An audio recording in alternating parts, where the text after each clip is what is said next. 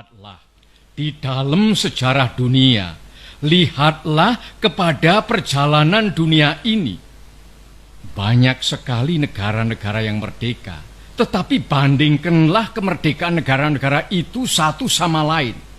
Samakah isinya? Samakah derajatnya negara-negara yang merdeka itu? Jermania merdeka, Saudi Arabia merdeka, Iran merdeka, Tiongkok merdeka, Nippon merdeka, Amerika merdeka, Inggris merdeka, Rusia merdeka, Mesir merdeka. Namanya semuanya merdeka, tetapi bandingkanlah isinya. Di dalam tahun 33 saya menulis satu risalah. Risalah yang bernama Mencapai Indonesia Merdeka.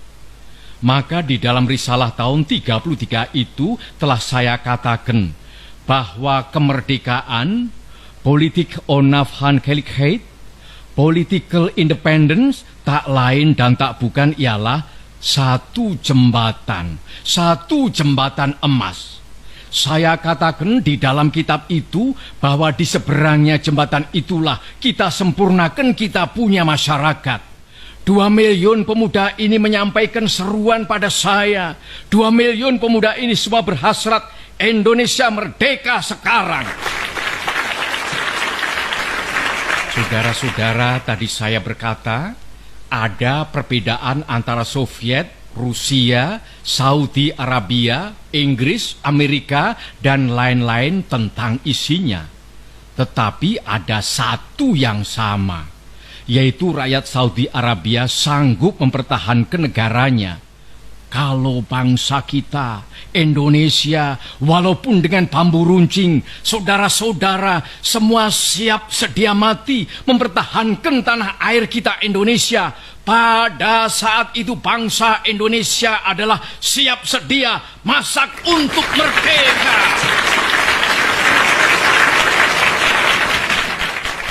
Di dalam Indonesia Merdeka, kita melatih pemuda kita agar supaya menjadi kuat. Di dalam Indonesia Merdeka, kita menyehatkan rakyat sebaik-baiknya.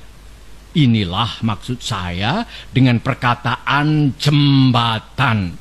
Di seberang jembatan, jembatan emas inilah baru kita leluasa menyusun masyarakat Indonesia merdeka yang gagah, kuat, sehat, kekal, dan abadi. Saudara-saudara, saya bertanya, apakah kita hendak mendirikan Indonesia merdeka untuk sesuatu orang, untuk sesuatu golongan? Mendirikan negara Indonesia merdeka yang namanya saja Indonesia merdeka, tetapi sebenarnya hanya untuk mengagungkan satu orang, untuk memberi kekuasaan kepada satu golongan yang kaya, untuk memberi kekuasaan pada satu golongan bangsawan. Kita hendak mendirikan suatu negara semua buat semua.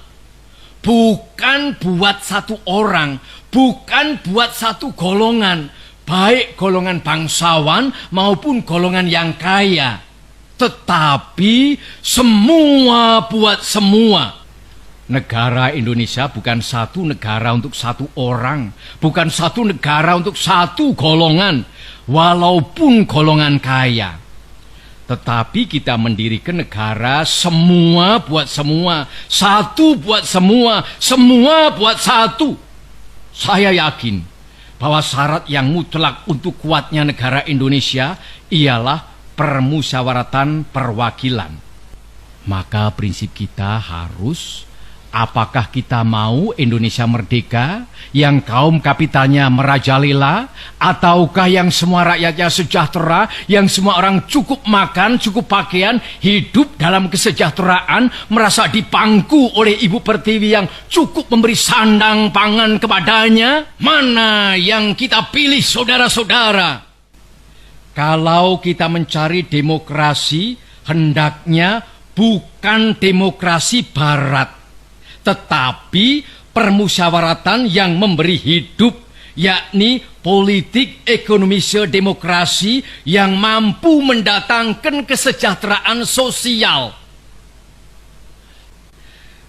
Prinsip ketuhanan bukan saja bangsa Indonesia bertuhan, Tetapi masing-masing orang Indonesia hendaknya bertuhan. Tuhannya sendiri. Yang Kristen menyembah Tuhan menurut petunjuk Isa Al-Masih. Yang Islam menurut petunjuk Nabi Muhammad Sallallahu Alaihi Wasallam.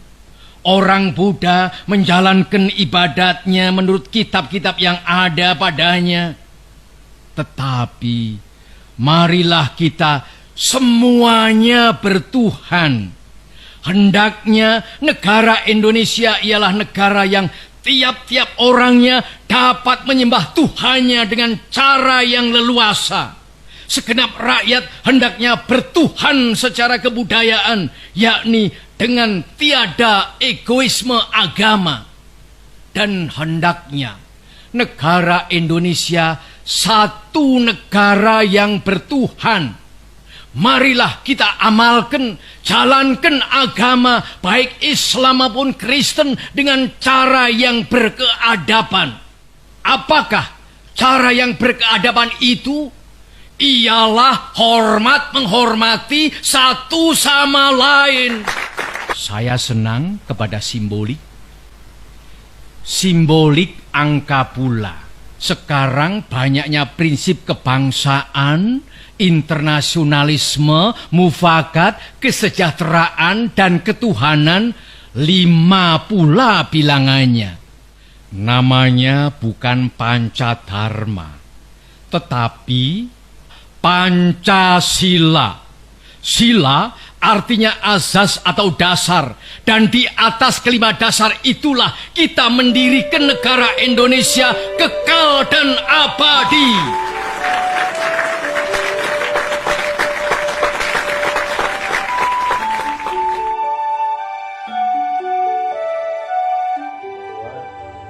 Pancasila kita itu ideologi bangsa. Nah, tapi sampai hari ini saya pikir aplikasinya sampai ke grassroots itu kan nggak ada, Bang. Kira-kira ya, Abang melihat yang disebut ideologi itu bagaimana sih? Lalu mungkin dijelasin soal ideologi sedikit biar teman-teman bisa tahu agar ideologi itu begini itu, aplikasinya harus begini. Iya, sebenarnya kan Pancasila sih awalnya dirancang sebagai sebuah ideologi. Ya, gagasan dan ide yang dilahirkan oleh pikiran-pikiran Soekarno yang dia ambil dari saripati adat budaya bangsa ini bertahun-tahun. Tapi dalam perjalanannya kemudian Soekarno asik main politik sehingga kemudian Pancasila itu tidak sempurna, tidak paripurna untuk dapat dikatakan sebagai ideologi. Ideologi itu kan ide dan gagasan yang kemudian secara filsafati dikonsepsikan lalu kemudian diaplikasikan secara praksis.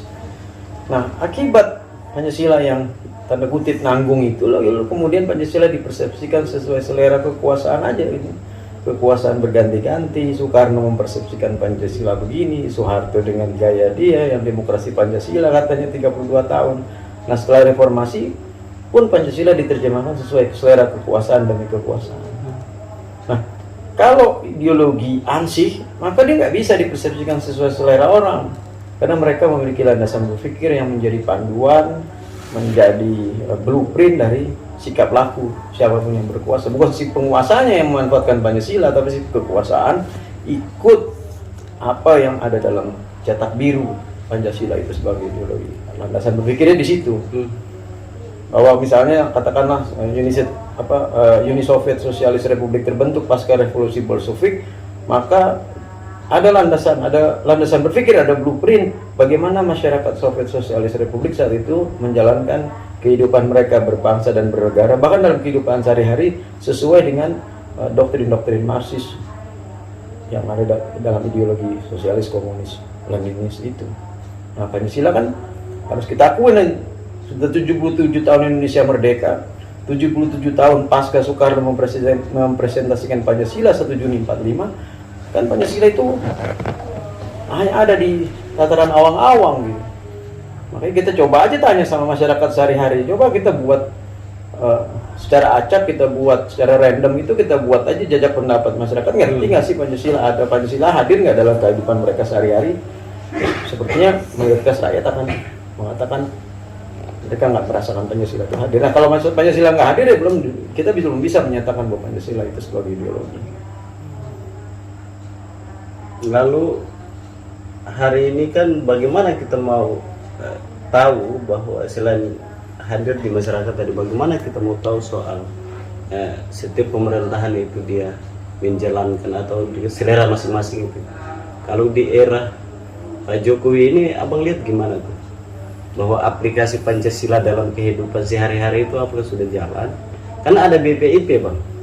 Nah seharusnya BPIP itulah yang kemudian melengkapi Pancasila itu agar paripurna. Gue orang yang nggak setuju Pancasila, karena Pancasila kondisinya seperti ini, lalu orang mau merubah Pancasila atau menggantikan Pancasila, gue juga nggak setuju.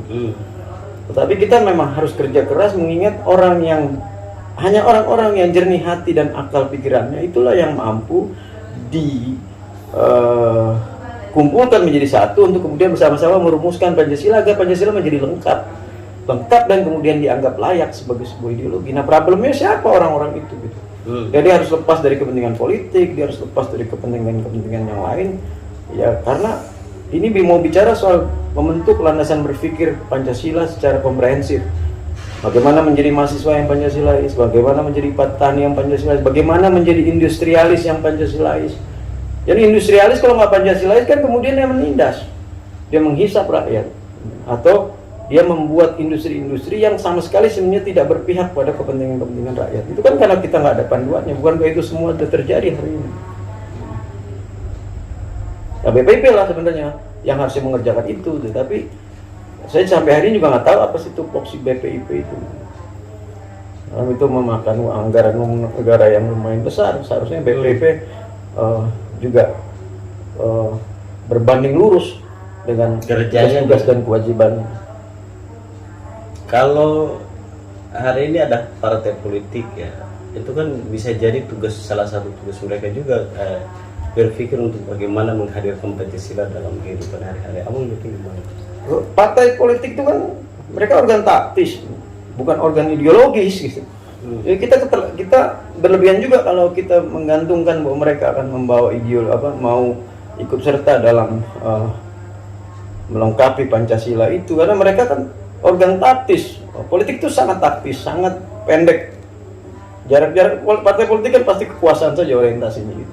Nah kalau kekuasaan saja bagaimana dia mau bicara soal hal-hal besar yang melampaui zaman misalnya, nggak akan muncul dari partai politik. Mereka sibuk bagaimana meraih kursi dewan, bagaimana menjadi bupati, menjadi gubernur, bahkan bagaimana menempatkan kadernya menjadi presiden. Dan untuk hal itu, jangan-jangan kalau dia ikut serta merapikan Pancasila, jangan-jangan semua orientasi politik partainya malah terganggu, makanya dibiarkan saja. Gitu. Jadi kita nggak bisa berharap banyak dari partai politik gitu, karena partai politik orientasinya kekuasaan dan dia memiliki agenda-agenda yang sangat pendek. Agendanya agenda ideologis. Bahkan jaranglah partai politik di Indonesia ini agendanya agenda strategis, itu jarang. Mereka rata-rata masih dalam lingkup taktis aja, soal kekuasaan. Ada di Indonesia menarik loh.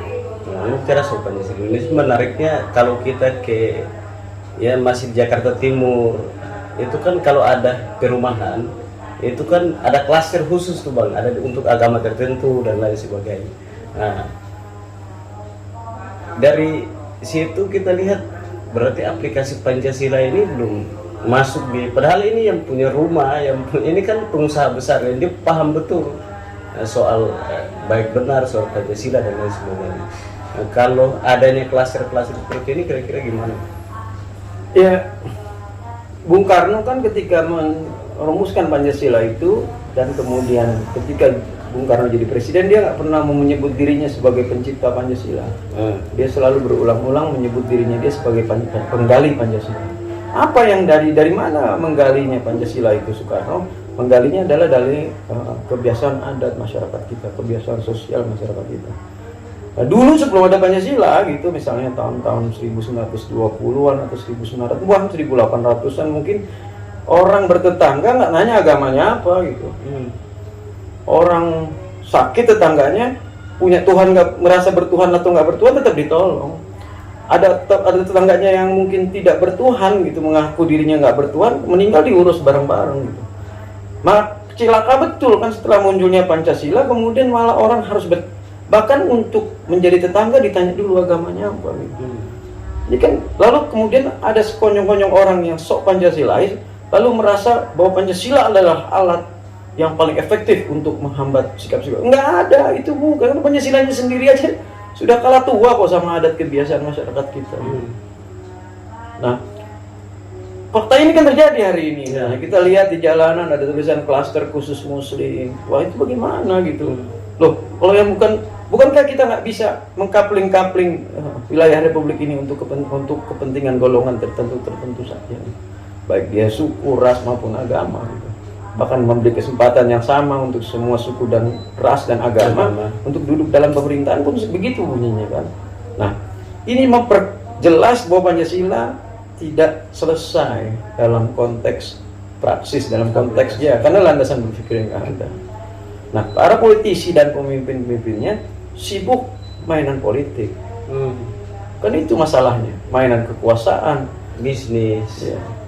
Dan gangguan ideologi lain, bahkan ideologi yang berbahaya, misalnya katakan ideologi yang misalnya ekstremisme atau apapun yang muncul dari luar, menjadi sangat mudah untuk berkembang di sini ketika kita juga masyarakatnya tidak diikat oleh ideologi dalam konteks ideologi yang benar ya, bukan ideologi dalam konteks tataran jargon-jargon dan retorika.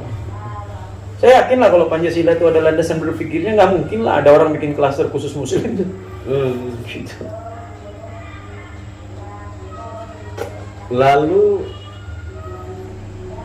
kalau ngomong, jadi begini Bang, berarti selama ini hanya kita jargon ya di 5 sila ini, selama ini yang dijalankan, yang dikampanyekan ke masyarakat itu, kalau dari alasan ini kan kita lihat berarti jargon semata aja.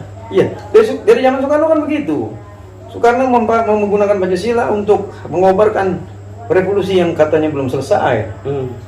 Siapapun yang melawan pemerintah dianggap sebagai kelompok kontra revolusi, anti Pancasila dan segala macam. Kan Soekarno mainkan itu juga. Lalu zaman Pak Harto pun begitu. Siapa yang melawan kekuasaan dianggap akan merongrong Pancasila dalam istilah zaman Pak Harto, lalu dikenakan undang-undang subversif. Nah, hari ini pun Jokowi menganggap diri dia Pancasila, saya Pancasila. Loh, gimana bisa ideologi bangsa menyelekat dalam diri seorang presiden? Nggak bisa gitu. Lalu ketika kita mengkritik Jokowi, berarti kita mengkritik Pancasila. Berbahaya betul itu. Tapi kita nggak nyalain orang-orangnya, kita tidak menyalahkan Soekarno, Soeharto atau Jokowi dalam konteks ini. Yang kita perkarakan adalah kenapa kita tidak mau juga berusaha dengan jernih pikiran dan akal, setelah hati mau melengkapi Pancasila itu sehingga layak disebut sebagai ideologi dan terasa di lapisan masyarakat yang sampai masyarakat yang terbawah. Oke, Bang, kasih tahu salah satu contoh ideologi yang memang itu di negara yang memang jalan dari awal, betul-betul ideologinya itu diterapkan sampai pada level bawah. Kira-kira contohnya di negara mana? Atau ideologi apa yang sampai hari ini tumbuh subur di negaranya, kira-kira di mana? Ya, kalau orang ketika tahun awal-awal abad 20 itu kan sosialisme komunisme lagi happening, pasca revolusi Bolshevik, lalu pasca revolusi rakyat Tiongkok yang dikobarkan oleh Mao, lalu revolusi Bolshevik yang dikobarkan oleh Lenin, itu happening betul, negara-negara sosialis komunis muncul bak jamur di mana-mana. Nah, tetapi dalam perjalanan kemudian mereka akhirnya mengalami pergeseran-pergeseran. Itu aja ideologinya lengkap. Mengalami pergeseran ketika orang yang membawa ideologinya wafat. Contoh misalnya Bolshevik. Bolshevik ini kan dibawa, revolusi Bolshevik ini dipelopori oleh Vladimir Lenin misalnya. Lalu ketika Vladimir Lenin meninggal kan kemudian semangat revolusi Bolshevik dan negara Uni Soviet Sosialis Republik yang berlandaskan pada Marxisme, komunisme dan Leninisme itu mengalami pergeseran ketika Stalin berkuasa. Bayangkan aja, ideologinya ada, orangnya ganti aja bisa belok. Apalagi nih ideologinya nggak lengkap. Gitu. Maupun begitu kan, pasca revolusi budaya, Deng Xiaoping sebagai putra mahkota pengganti Mao Zedong kan mengatakan bahwa menjadi kaya bukanlah haram. Loh, dalam doktrin komunisme kan kaya haram. terjadi pergeseran karena mau Deng Xiaoping saat itu berpikir bahwa Cina harus bergeser sedikit ke tengah, mengingat mereka harus menerima kembalinya Hong Kong dari kolonial Inggris. Ini kan akhirnya menjadi tidak ideologis lagi sebenarnya. Nah, yang terakhir adalah ideologi Islam versi Revolusi Islam Iran 79 yang sampai hari ini masih tetap bertahan. Itu pun belakangan kan muncul demonstrasi besar-besaran gara-gara hijab dan lain-lain. Nah, satu-satunya negara misalnya yang mengadopsi sebuah ideologi ansih, orangnya meninggal tapi barangnya itu tetap masih bisa bertahan adalah Iran sebenarnya, karena walaupun Ayatollah Khomeini-nya meninggal, penggantinya yaitu Ayatollah Ali Khamenei masih mampu tetap memberlakukan ideologi Islam versi Revolusi Islam Iran itu sebagaimana konsepsi wilayatul faqih yang dibawa oleh Khomeini pada saat Revolusi Islam Iran 79 itu. Kita lihat apakah Iran masih bertahan dengan gelombang demonstrasi belakangan ini. Abang lihat Indonesia hari ini bagaimana dia kalau mau dibilang komunis juga ada, kapitalis juga ada, gimana Bang? Ya kita terlalu ramah sama kapitalis lah sebenarnya. Jadi ya negara ini karena memang ideologinya sejak awal. Jadi kalau kita mau dengan jernih berpikir, makanya saya bilang jangan main tangkap ya. Jangan main tangkap ya, karena bahaya juga kalau berbeda pendapat kita ditangkap gitu ya. Nah, katakan lagi ini misalnya di Indonesia ini kan terbuka betul dengan semua ideologi masuk, apalagi kalau kapitalisme jelas nggak perlu kita undang dari luar lah. Kita berdua atau orang, tiap manusia kan memang punya semangat kapitalisme dalam diri masing-masing, pengen cepet kaya, pengen kaya sendiri, pengen untung sendiri, kayak gitu-gitu lah. Nah, dalam perkembangannya ya Indonesia selalu kapitalisme menang terus di sini. Dia tumbuh subur lah. Ya tumbuh subur. Bang, ini kan problem ya. Ke depan kan kalau tidak ada orang lagi dengan kondisi hari ini teknologi dan semua orang ya berpikirnya kapitalis tadi, karena itu memang manusiawi ya dalam diri. Harusnya BPIP harus ngapain itu loh dalam kondisi yang hari ini kalau nggak usah jauh-jauh Bang, kita ke Bekasi, kita nanya orang-orang yang kerja di pabrik aja, belum tentu dia Mbak ideologi bangsa ini belum tentu dia tahu, atau petani mungkin di Bogor atau Cianjur kan. Hari ini contoh petani Bang, petani kan kalau mau jujur kan petani hari ini hanya cuman dia menggarap sawah ladang tapi bukan punya dia kan gitu. Nah, jadi mau bicara Pancasila kan kita harus sadar diri juga gitu kan. Lalu pertanyaannya terpenting adalah dengan kondisi ini BPIP harus gimana gitu? Ya kalau sebenarnya BPIP bubarin dulu aja. Kita buat satu tim perumus. Ya apa namanya, mungkin tim perumus pelengkap Pancasila. Jadi bukan di pengarah, maksudnya badan pengarah ideologi Pancasila. Apa yang mau diarahkan gitu? Orang ideologinya juga belum paripurna, belum paripurna sehingga belum layak kita sebut sebagai ideologi ansih ya. Nah, menurut saya bubarin aja dulu BPIP-nya, lalu ganti dengan orang-orang yang punya integritas, punya pengetahuan, punya kepala dan hati yang jernih, karena ini menyangkut hajat hidup orang banyak dan bangsa ini nggak 1 tahun 2 tahun ke depan tapi 100 tahun juga. Nah, bagaimana kalau BPIP-nya yang ketua BPIP-nya ketua umum partai ya pasti. Kemudian berarti partai si ketua BPIP itu yang paling Pancasilais gitu kan. Kan nggak begitu jadinya kan. Dia harus bebas dari kepentingan politik itu dan jangan dipilih oleh DPR gitu. Harusnya ya pilih aja presiden yang pilih itu. Kalau DPR pasti kan titipan partai juga, buat apa? Biar presiden kemudian diberi otoritas. Kalau kita presidensil, presidennya boleh kok bikin begitu kan untuk kepentingan bangsa dan negara. Presiden nggak perlu DPR kok untuk membentuk itu. Pelengkap Pancasila, akademisi, budayawan, agamawan masuk semua ke situ. Dari sektor pertanian ada, dari sektor nelayan ada, mahasiswa diikut sertakan. Lalu kaum industrialis, kaum bisnis ya diajak juga supaya mereka tahu bahwa kita tidak juga akan menerapkan sistem politik dan ekonomi macam negara-negara sosialis komunis yang dimana kemudian kaum industrialis sama sekali kita pangkas, kan nggak bisa begitu juga kan, karena Soekarno juga nggak menginginkan sistem ekonomi sosialis semacam Soviet atau Cina gitu.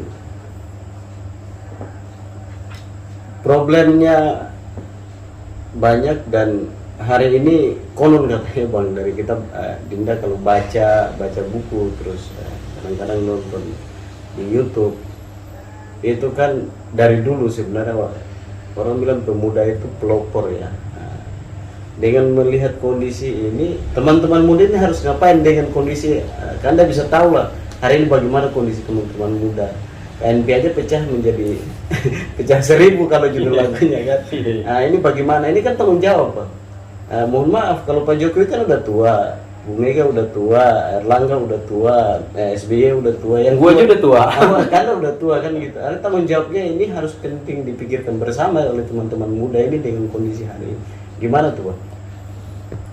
Yang paling penting baca aja Pak. Kan problem pemuda sekarang kan kurang referensi bacaan gitu. Di era digitalisasi ini kan kemudian orang-orang muda kekurangan minat membaca buku. Jadi ketika jam aktivis tahun 80-90-an itu kan pasti baca buku, baca, diskusi, konsolidasi, baru aksi. Kan hari ini kan teman-teman pemuda banyak kan konsolidasi langsung aksi. Jadi mereka nggak pernah baca, jarang baca, apalagi melakukan diskusi-diskusi yang kepada orang yang paham ya. Kalau bukan karena diskusi terhadap apa yang mereka baca, kalau tidak dilakukan maka mereka bisa jadi budak penulisnya.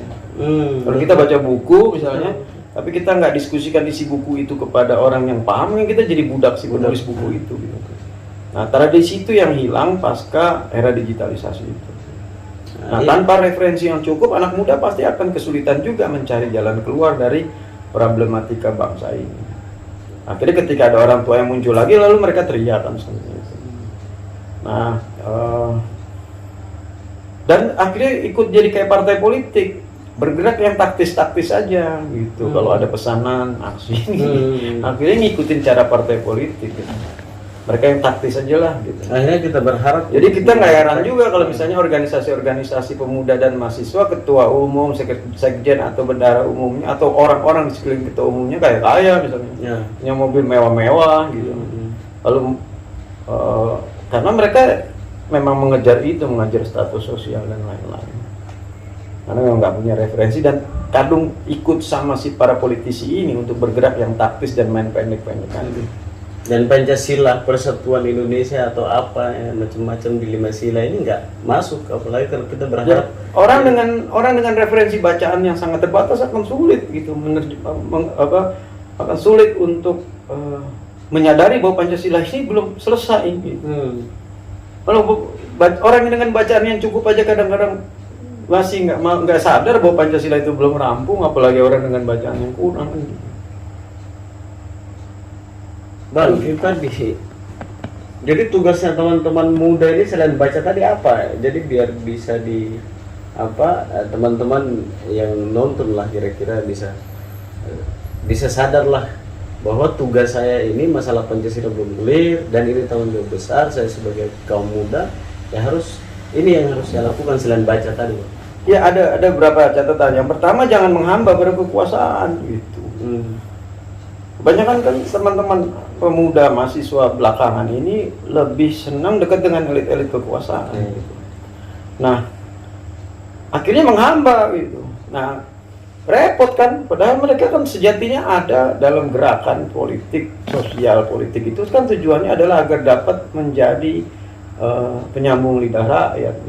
Nah, kalau mereka lebih mendekat pada kekuasaan, maka semangat untuk menjadi penyambung lidah rakyatnya pasti luntur gitu. Karena nggak bisa ada orang yang menjalankan dua fungsi bersamaan gitu. Dia dekat dengan kekuasaan tapi dia juga membela rakyat, itu nggak ketemu gitu kan. Rakyat adalah objek yang menjadi akibat dari kebijakan-kebijakan yang dibuat oleh siapa? Oleh subjek. Subjeknya siapa? Kekuasaan gitu. Kalau dia mendekat pada subjek kan nggak mungkin akan membela kepentingan objek kan. Logikanya akan seperti itu. Lalu yang kedua, jangan meremehkan. Kalau misalnya katakan lagi ini, ada senior ini tidak ada dalam misalnya lingkaran kekuasaan, lalu wah dia kan ada di luar, kita yang dekat sama kekuasaan aja. Jadi coba aja misalnya kita jangan mendengar siapa yang bicara, tapi apa yang dibicarakan. Itu yang kalau kita udah sampai sejernih itu, baru kita akan menemukan jalan baru gitu. Jalan baru. Jadi kan problem kita adalah problem itu, kita kemudian mengalami stagnasi kepemimpinan, generasi kepemimpinan itu kan. Kalau lihat dari cerita tadi, kita akan menghadapi ancaman itu. Stagnasi, berhenti tiba-tiba karena kita kehidupan sosial politik kita kemudian tidak mampu melahirkan calon-calon pemimpin. Kalau misalnya kayak sampai pecah 4, pecah 7, pecah 8 itu organisasi apa gitu. Kalau mereka aja nggak mau memiliki kemauan dan kearifan untuk menyatukan dirinya, bagaimana memimpin rakyat gitu. Bagaimana tuntaskan Pancasila yang tadi hanya di gerbang pintu. Iya. Ya bagaimana mau berpikir soal masyarakat banyak misalnya, kalau mereka sendiri aja nggak mau menjernihkan pikiran dan hatinya untuk mau mempersatukan dirinya dengan teman sejawatnya, saling keras bahwa ini gue sih yang sah, gue yang sah. Ujungnya kan tetap aja kalau mereka mencari bagaimana mengkapitalisasi. Nanti harapan ini bisa tidak sampai untuk kita bicara soal Pancasila diterapkan dalam minimal lingkungan teman-teman muda ini, ya agak sedikit harapannya agak pupus kan ya kalau melihat itu ya. Ya kita boleh berhenti berharap kalau mati sebenarnya. Jadi sebelum mati jangan berhenti berharap gitu. Nah, tapi karena kita memang mungkin gini, karena kita menjalani kehidupan ini, kita ini adalah rasnya Melayu ya, kultur Melayu masih melekat, patron lain memang harus dipimpin. Nah, kita tunggu siapa yang sebenarnya punya keinginan dan ketulusan untuk memimpin anak-anak muda ini untuk sama-sama berpikir soal bagaimana sih kita sama-sama memperbaiki, menyempurnakan Pancasila ini ke depan sebagai tawaran pemuda kepada kekuasaan atau politisi, pada partai politik dan lain-lain, agar bangsa ini kemudian memiliki cetak biru